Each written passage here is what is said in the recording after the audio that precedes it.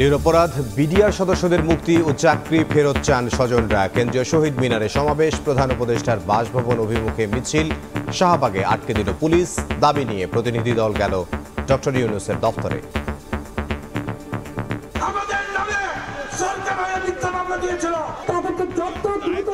মুক্তি দেওয়া হোক।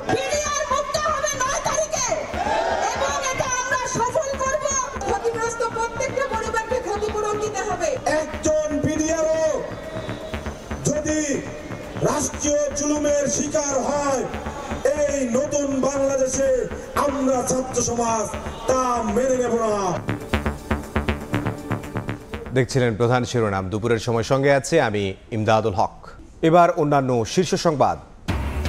উন্নত চিকিৎসার জন্য লন্ডনের পথে বেগম খালেদা জিয়া। ৭.৫ বছর পর মায়ের দেখা পাবেন তারেক রহমান। উচ্ছ্বসিত যুক্তরাজ্য বিএনপির নেতাকর্মীরা। ঢাকার প্রত্যর্পণের আহ্বানের মধ্যেই শেখ হাসিনার ভিসার মেয়াদ বাড়াল দিল্লি। বসবাসের বৈধতা দেয়ায় ভারতের কড়া সমালোচনা বিএনপি নেতা রিজভীর।